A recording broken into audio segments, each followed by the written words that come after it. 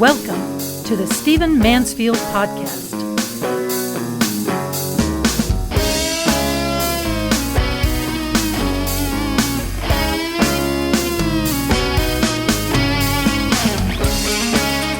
Well, welcome to the Stephen Mansfield Podcast. I am so glad that you've joined me, and let me dive into a topic that's actually just going to be a little separate from the one I really want to hit in this podcast. My friend Alex out in Utah, who sends me amazing stuff, wrote me this past week and confirmed something I've often said on this podcast. If you've been listening for very long, you know that I believe that if we are preoccupied with politics, and we're preoccupied particularly with the Trump-Biden dynamics, then we might be missing some of the other important things that are happening in our world. And Alex sent me a very important quote from some writing by C.S. Lewis. I'm sure all of you know the Screwtape Letters, in which C.S. Lewis uses some fictional characters to describe how the devil, how demons, might keep Christians from being effective. Now, this applies more broadly than just Christians, and I know many of you aren't Christians who are tuning into this podcast. Welcome to you. But in one of these fictionalized letters that C.S. Lewis posits, a young demon, so to speak, a young evil spirit called Wormwood is being addressed.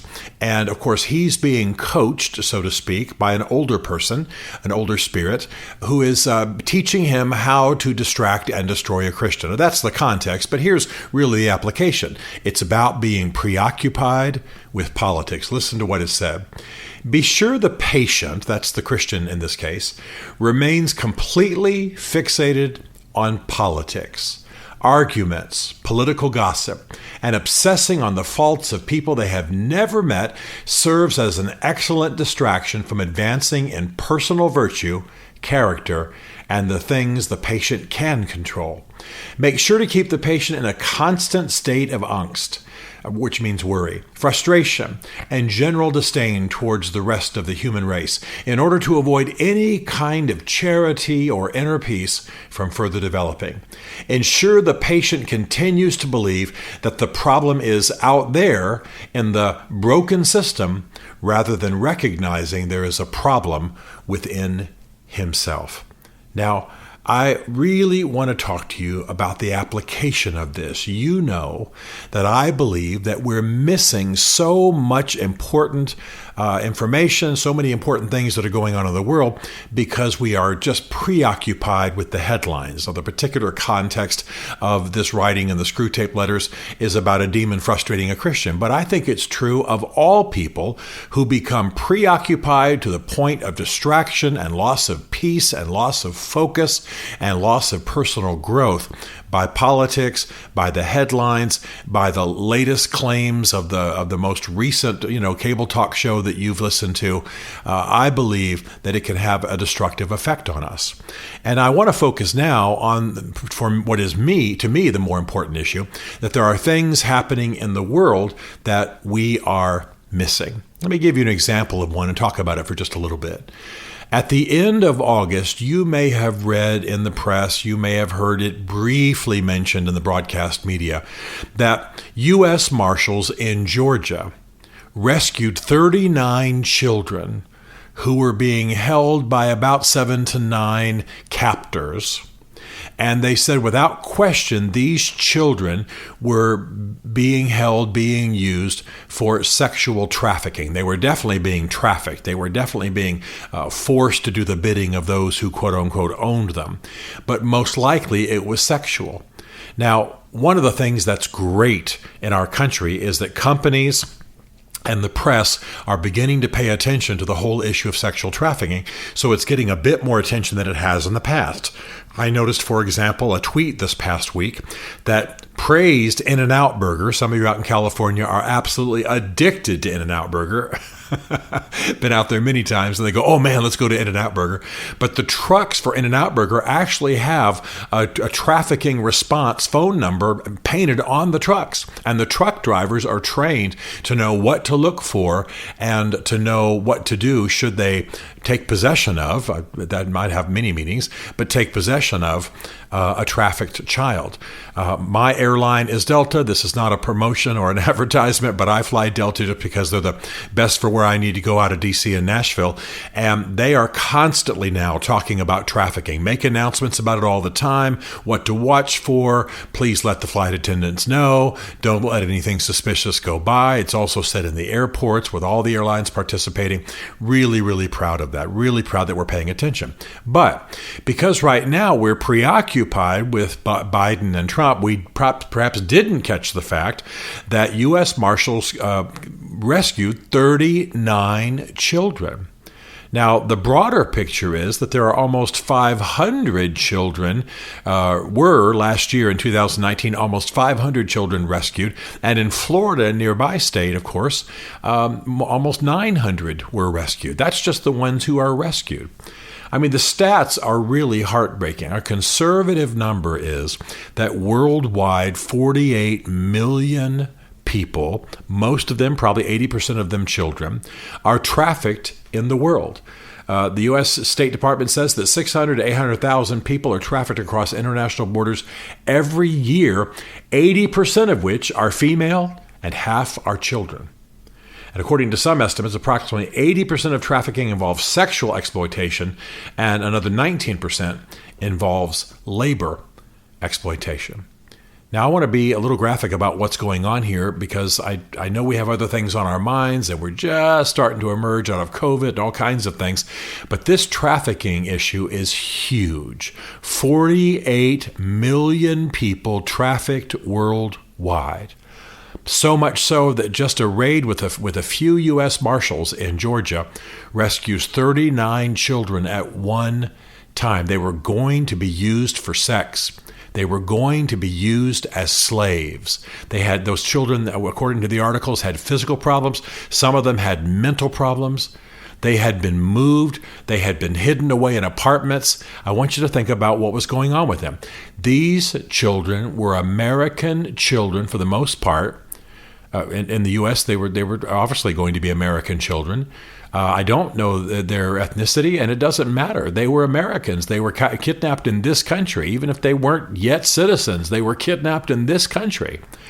And they were going to be forced into sex or slavery for the rest of their lives.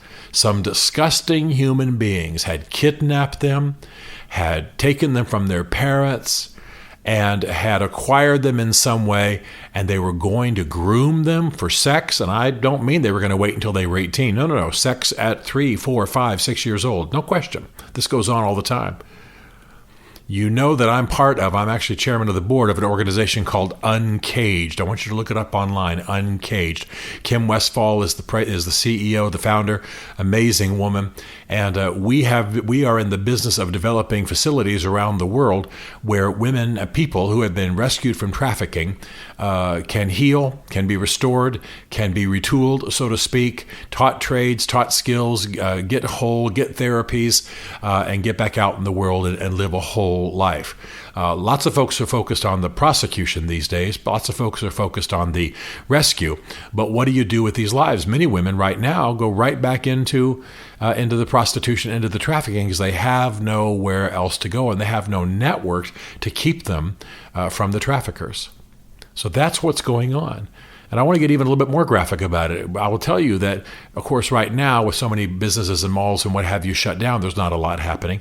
But the fact is that we know for sure that traffickers go into the malls, they find some 14-year-old girl who's cute and seems to be a little bit preoccupied with her looks, and they compliment her and tell her she's got potential, she could be a star, but don't tell your parents. And eventually they shove her into a van, and she ends up, there are stories exactly like this.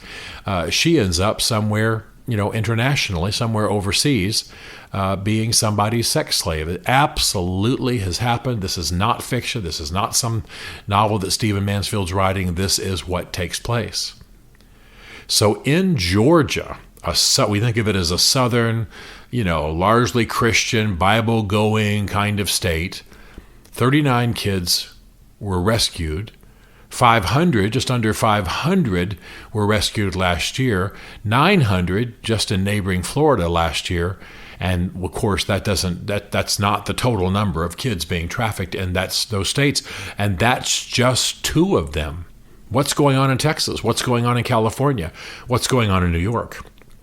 Now, my point is that while the presidential election is important, please don't think I'm stupid enough to think that what's going to happen on November 3rd in 2020 in the United States is not important. Of course it is. But our near total preoccupation with politics is causing us to miss the broader good that we could do in the world. I want to ask you as a favor, I want to beg you to pay attention to trafficking. Do some reading. Just do some Google searching. Georgia, Florida, trafficking children. Just do some scanning like that. Go on to the Uncaged website. Very easy to find. Ask some things. Make up some questions in your mind and do some Google searches so you get some of the facts directly and not just through me. And then be sure and compliment those businesses that are paying attention to this. McDonald's is getting into it. Like I say, Delta, In-N-Out Burger, other organizations are trying to be part of this. 48 million worldwide. Now, you know that I speak often in behalf of the African-American community in the United States. They don't need me to speak for them, but I just do because I care about the cause. I care about justice. I care about some of the injustices that are happening.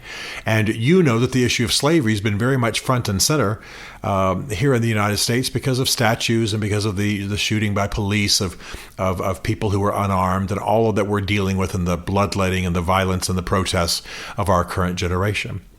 But the fact of the matter is, and the reason I'm risking saying this is you know that I'm not taking anything away from the contending for social justice and for the addressing of these issues in the African-American community that I've highlighted and others have highlighted and that we're all ripping ourselves up about in this country now, and legitimately so, by the way, in many cases.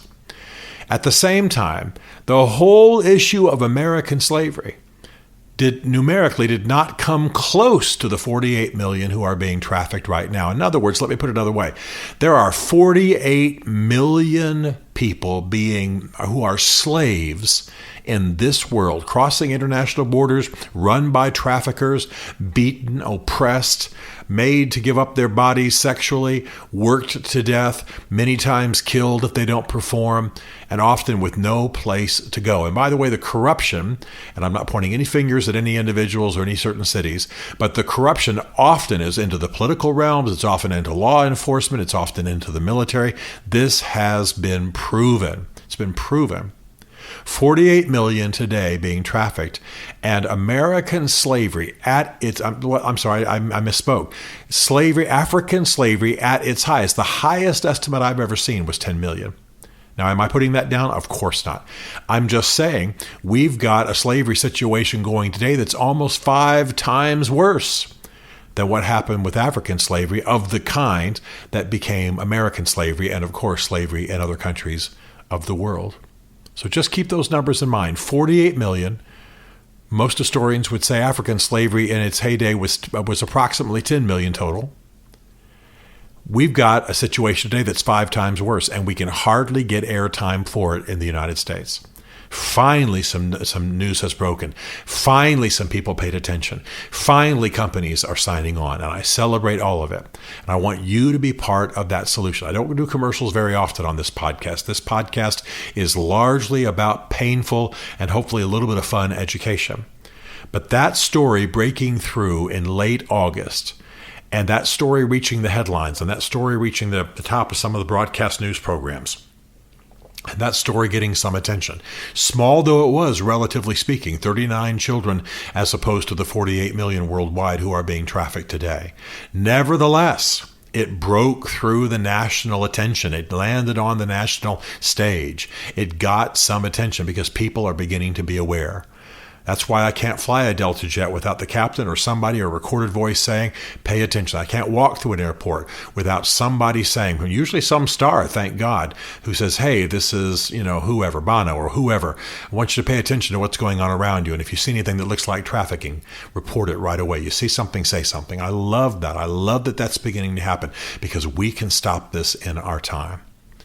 And by the way, you also know that I don't raise money very much or try to even solicit money very much on this podcast, but I will say that giving money to Uncaged will mean that people who have been trafficked around the world will have facilities where they can go and be protected and be restored and be healed and be taught skills and be returned to the world in a way that it makes them effective and allows them to take care of themselves and allows them to escape the traffickers. They'll have a family, they'll have a network, they'll have the help they need, and word will get out, and we can do even greater good to reduce that 48 million in our lifetime. Okay, I'm passionate about this. I care about this. I care about this because the distraction factor in American politics is keeping us from some unbelievably important things, but I also care about this because this is one of the great scourges of our age. Hold up 48 million to the numbers in any other crisis of our time.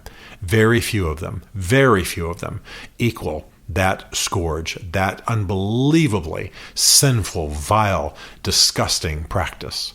And we can make a difference in our generation and turn it around. So jump in with Uncaged, get educated, thank those who are taking the lead, Delta, In-N-Out Burger. I'm sure there are dozens of others, I just don't know.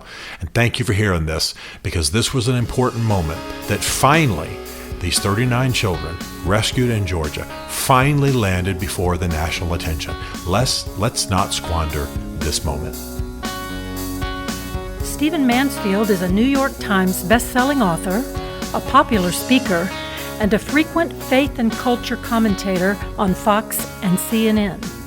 His groundbreaking books on faith and society include The Faith of George W. Bush, The Search for God in Guinness, Mansfield's Book of Manly Men, and Lincoln's Battle with God. Learn more at stephenmansfield.tv.